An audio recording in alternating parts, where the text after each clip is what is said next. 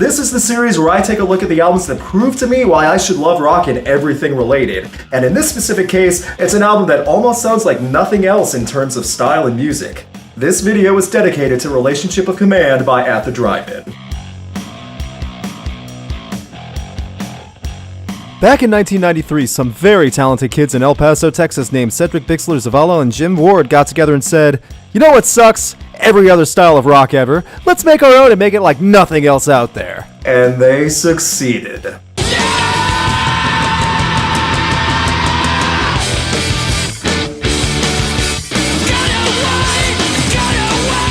While technically labeled as post-hardcore, At the Drive-In combined elements of hardcore, punk, grunge, emo, and anything else they felt like. From 1994 to the year 2000, the band released 3 full albums and several fantastic EPs. Near the end of At the Drive-In's main run in the year 2000 came Relationship of Command, the album that finally gained the band mainstream attention. Spearheaded by the song One-Armed Scissor that actually saw great radio play and even attention on TV thanks to MTV and performances on Letterman and Conan. Oh, they totally freaked out that David Letterman audience too.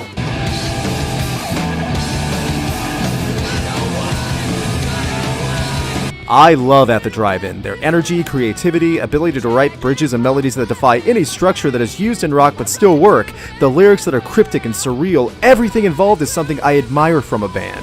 I bought this album Relationship of Command back in 2000 when I heard One-Armed Scissor on 105.7 The Point in St. Louis. I had never even heard of this band before then, and I was blown away that it was not only a longer song that wasn't anything nu metal on FM rock radio, but that it was creative and passionate and wildly loud. But after saying all that, it's still really difficult to describe what At the Drive-In really sounds like. I really think you would like the band At the Drive-In. What type of music are they? Do they sound like anyone I know? Would I know any of their songs? I'm leaving now.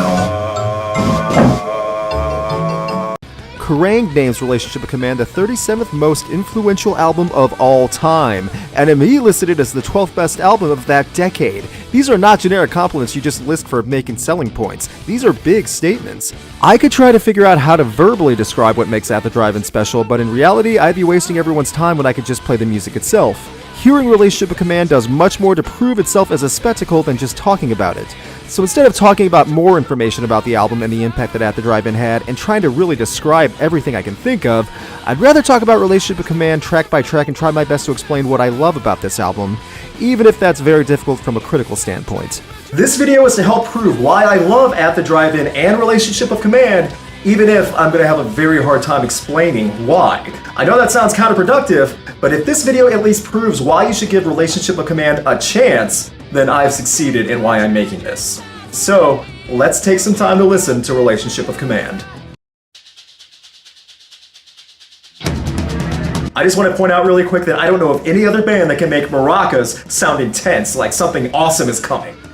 Maracas don't have that ability, but At the Drive-In found a way.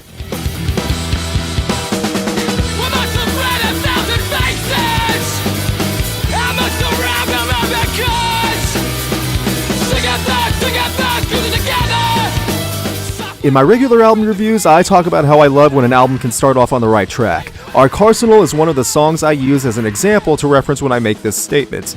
In less than 3 minutes, this opening song, which at the time might have been one of the first songs listeners may have heard by At the Drive-In besides One-Armed Scissor, is one of the best ways to describe and show how a band is unique while demonstrating their talent. It goes by quick, but they jam-pack a lot of intensity into Arcarsenal. Cedric is going insane on the microphone and is screaming for his life. The guitars from Omar and Jim Ward alternate from syncing to contrasting and sweeping motions to get a lot of volume. On first listen, this would definitely shock people, but after a second or third time, you realize just how good Arcarsenal is.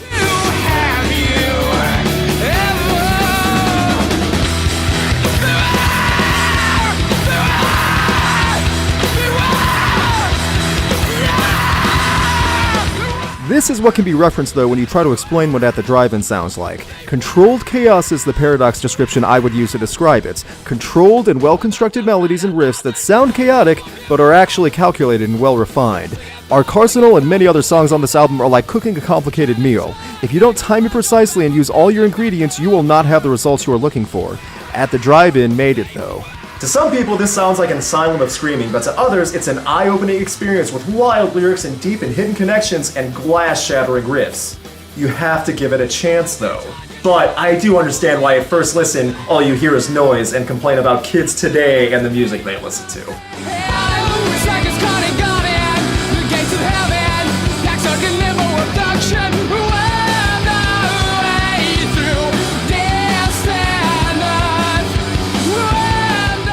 The second song on Relationship of Command I think is there to help calm the instant shock from the album opener. It definitely flows more peacefully and has a cleaner sounding delivery. The guitarists are still able to lay out a good riff and rhythm, while Cedric can get loud but not, oh my gosh, someone has a gun loud. It's hard to explain why, but this song is a very fun track to listen to. That type of experience when you hit shuffle on your entire library of music, when it comes up, it's a pleasant surprise. It gets loud and then rolls into a slower bridge and then into a lighter form of post-hardcore. The drum hits and cymbal bashing sets a great opening bass, and lyrically along with the first track, you really start to realize that the way Cedric and Omar construct music is not typical. It's one thing to try and sing along with the lyrics and guess what they really are, but when you really read them, people either think that they are T.S. Eliot levels of genius or the crazy cat lady from The Simpsons yelling gibberish at moving cars. I love At the Drive-In, and I do feel that these lyrics, while complicated, are a well thought out story with everything that interconnects with each other. But I openly admit, at first listen, it sounds like someone put a dictionary in a blender. This is probably the main reason you clicked on this video to hear about this song, but it's worth it.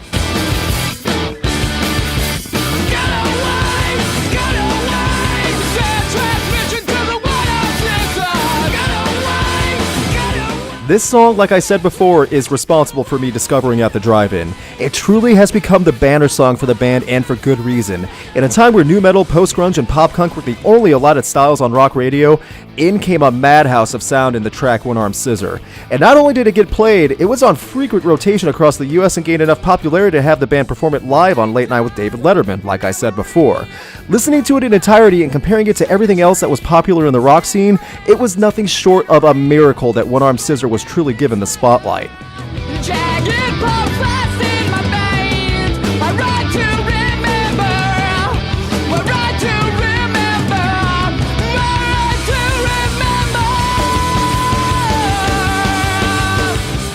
Along with alternative press naming One-Armed Scissor the #1 single of the 2000s and BBC Music calling it one of the most invigorating rock songs released in the past 30 years, this track stands as the flag-bearing song for At the Drive-In.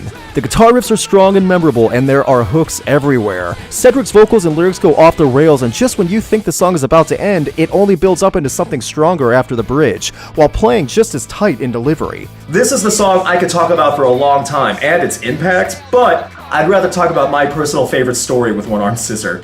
Back when I was a freshman in high school on a Sunday morning, I was getting ready for church, and I had Relationship Command playing on the computer in the next room, like it was across from the stairs, and I just had the doors open. And while I was getting ready in the mirror, the first 30 seconds of One-Armed Scissor starts playing, my dad comes out, listens and looks at me and goes, "You call this music?" And I just started laughing, because normally when a teen hears that from their parents, they're like, "Oh, Dad." But my dad knows music, and it's At the Drive-In, so I did kind of laugh it off a little bit. Fast forward to near the end of the bridge, near the end of the track also, and my dad comes back while I'm putting my tie on, and he just looks at me again and goes, "Hey, who are these guys?" So in the course of 3 minutes, my dad went from disapproval and disgust to really liking At the Drive-In.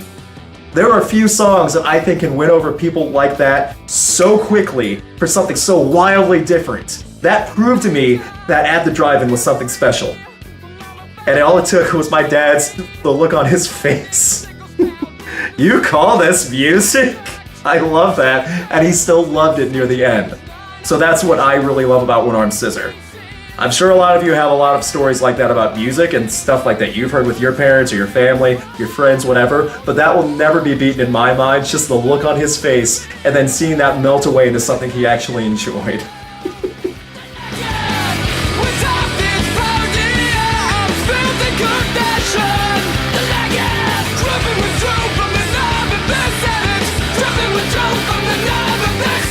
It's hard to follow a song that is the main selling point of the album that is Relationship of Command, but Sleepwalk Capsules continues in energy from the first few seconds. Lyrically, this is another fantastic example of a song you want to sing along with, but you better invest some time looking up and memorizing the lyrics because there is a lot of words you are probably confusing. One feature I do want to point out, though, that I don't think gets enough credit from At the Drive-In fans is the drumming. Listening to how clean and quick the cymbal hits come and just how relentless it is without missing a note is a sign of how talented Tony Hajar is behind the kit. The other feature I want to point out, which has already been kind of mentioned in One Arm Scissor, is how bridges are constructed here. While many rock bands use a bridge as a standard after a second chorus, At the Drive-In uses it to completely change speed and add an entirely different dynamic to lead into another verse and then to the remaining chorus. You see how it's a bit hard to describe what At the Drive-In sounds like? It's my job, and I'm still having trouble doing it. Intravenously polite, it was the walkie-talkies that knocked the pins down as her shoes gripped the dirt floor in the silhouette of dying. Dancing on the corpses at Invalid Litter Department is the song that I think surprises some people when they hear it, as it's many people who have heard At the Drive-In but aren't fans wouldn't expect something slower and having something resembling spoken word sequences for lack of a better description. The guitars create this sense of audio feedback, and the piano notes from Jim Ward make a dramatic, well, more dramatic, sound to grab your attention. The change in speed at 440 is great when you think the song is just going to end, but it builds up into a loud emotional climax. It all ends again with Cedric screaming this amazing melody that sounds like a man is hanging off a cliff, grasping at the wall, trying to will himself back up, and he doesn't have the strength. Really listen to that scream.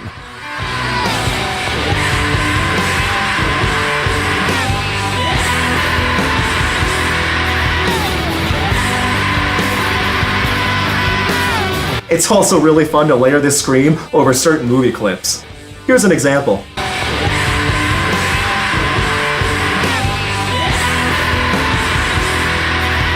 Let's be honest, me doing that to the scene from The Room didn't make it worse. Nothing can make The Room worse. I feel that if more people heard Invalid Litter Department, then they would have much more respect for the ability of At the Drive-In, as opposed to just thinking they are a chaotic noise machine. There is a melody and transition that includes a lot of attention for musicians to contribute in the right way. I'd also like to point out this is another example of a song you should not sing in public because the lyrics will scare people. I was caught singing this in my junior year of high school at Junior Achievement in front of 2 girls, and I was labeled the weirdo immediately after. I had no argument though. It's kind of hard to come back from singing the lyrics, dancing on the corpse's ashes.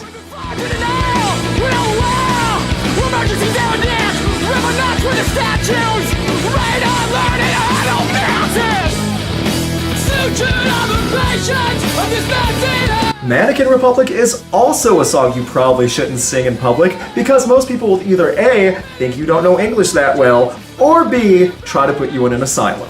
It's at the halfway point in the album where you hear the guitars start to get a bit experimental and you truly get the vibe that At the Drive-In are in the mindset of making the music that they want, not just the music that a label forces them to. The guitar feedback in the opening and the hard drum hits kick the song off great, and Omar's guitar licks are fantastic. It's hard to sit still while listening to the song even if you aren't a fan of the genre, or whatever controlled chaos genre you want to call this. Matching this much guitar distortion and chords along with the wild lyric writing, this is exactly what crabby old people think of when they worry about what millennials rot their brain with. This is why it's so hard to explain why I like At the Drive-In though. The chorus comes out of nowhere and there is so much that happens between the choruses. There is so much consistent motion from point A to point B that shouldn't work, and in theory it should be a mess, but it turns into something fantastic. And it keeps going. The first time you listen to, you really don't know what to expect. All you can really think about is that you like what you're hearing, and you keep hoping that it's going to keep continuing down this path. And it does. It's rare that your expectations are instantly met for something that you really don't know exactly what you're expecting. Hello? Hello, Mother Leopard. I have your cub. You must protect her. But that will be expensive. 10,000 colonists. Like a hostage situation.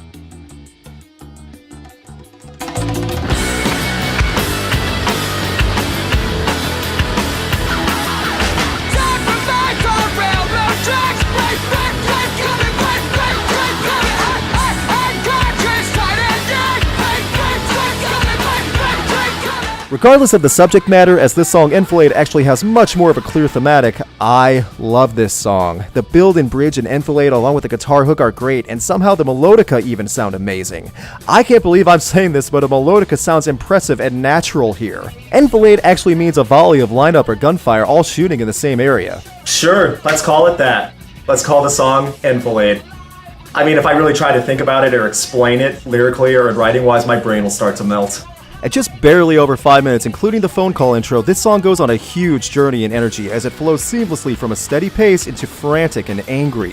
What I love about this song is just how tight the delivery is from Ward and Omar on the background vocals, along with Cedric in the chorus. It's strong and clear. It's also worth pointing out that this is one of the 2 songs on the album that feature guest vocals by Iggy Pop.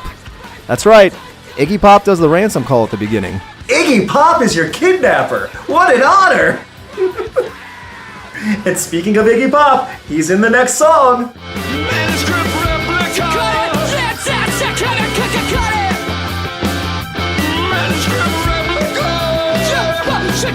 One of my all-time favorite albums features Iggy Pop. Life is weird.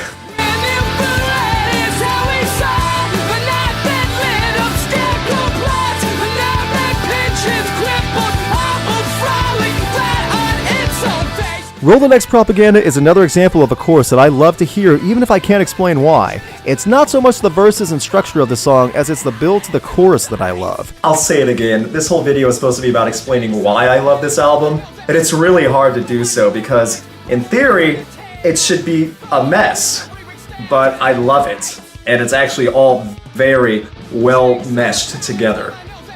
So it's my mess. It's hard to explain because while it's technically labeled post-hardcore, you hear many other elements throughout the album. Punk, grunge, some people say emo. Even if Rolodex Propaganda with Iggy Pop's involvement and Omar's wild guitar effects, it's hard to get a grasp on the directions this song goes in just under 3 minutes. While I like this song, the final 3 songs on this album, I love to death. I don't think I can get enough of these, and I can't even tell you how much I've played them in succession, one after the other.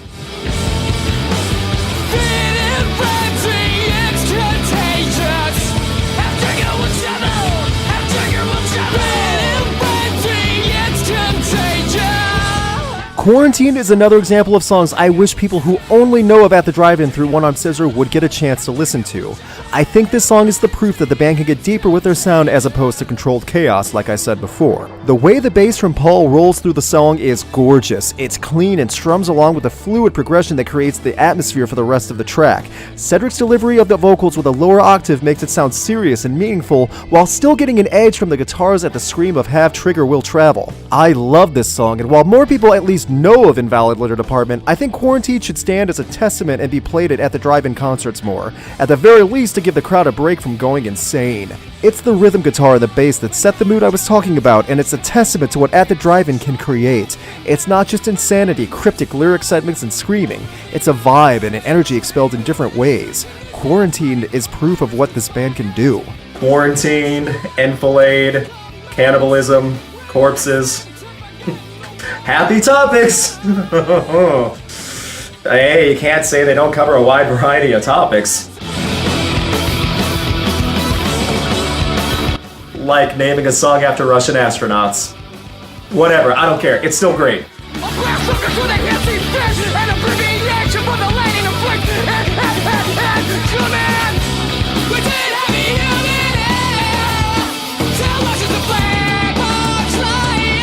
This is the last bit of focus intensity of Relationship of Command as it comes in a great form through what's become the norm on the album at this point. The difference in Cosmonaut and where the chorus and bridges are usually the star in every other song, it's the verses here that I love the most. It's the energy and passion in the performance that's impossible to ignore. I love when a vocalist can seamlessly go from unbridled volume to clean singing, and Cedric does it. For many singers this can come off as forced or awkward, especially in a live performance, but in this song it's almost as easy as flipping a switch and going from screaming to melody. People do not give enough credit to singers who can do both. Normally a vocalist in the rock scene is good at one but forces the other, usually forcing the screaming. But on this album, it's as fluid as it could possibly be due to the mixing, the recording, the vocal ability, and Cedric's natural talent.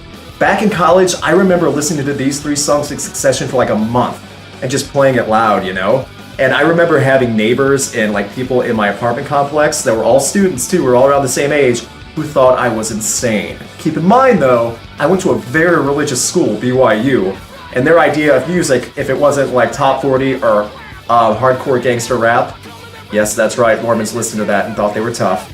They weren't. If there wasn't anything in those type of genres, they didn't get it, and they didn't even want to try to accept it. I wish more people had a more broad interpretation of music and were willing to accept stuff. Because it's songs like this that do not get mainstream attention that really need to be focused more on by bands. These are the hidden gems that no one talks about and don't find for years later because they don't give anything a chance.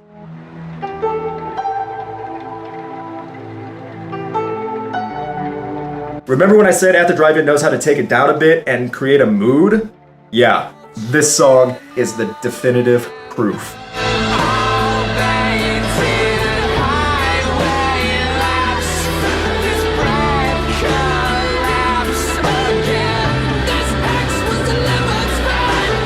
As far as an album closer goes for an album that consisted of a lot of upfront intensity and rhythm, Non-Zero Possibility makes a great final moment. Once again, the additional piano keys help add tension and a sense of dread to the atmosphere, and Cedric's slower, calm delivery builds a much deeper and more somber sound.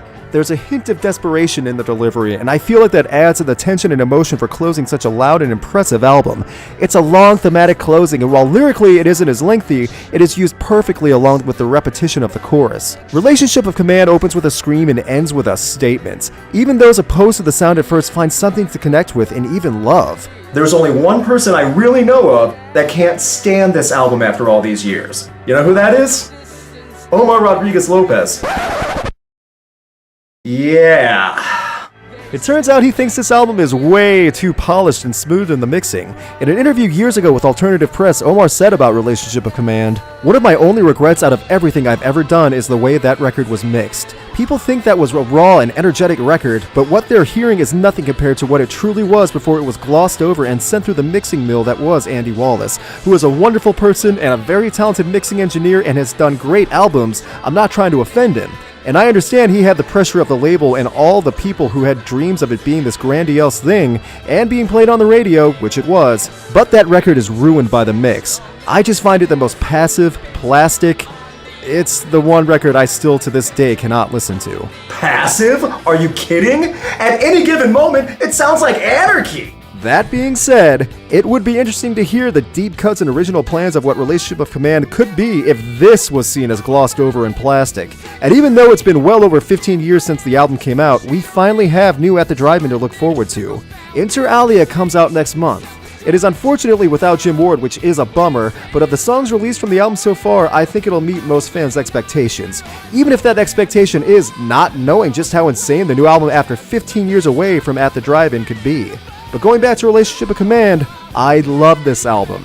You've heard me say it many times. Through many years, this album has remained a consistent benchmark to measure other albums on engagement and creativity. The guitar work is stunning, the vocals are emotional and hypnotic, the lyrics are a blast of surreal sequences, the rhythm makes your whole body feel alive. To this day, there are few bands like At the Drive-In that I have found that can create so much to get involved with in one album, even if at times the charm resembles chaos. At the Drive-In is not for everyone, I get it. But if you keep an open mind and give something a chance, you might find something you really love. And just because someone you know doesn't love what you do, don't stop loving that thing any less. There are many bands and albums out there that aren't going to be for everyone. I love At the Drive-In.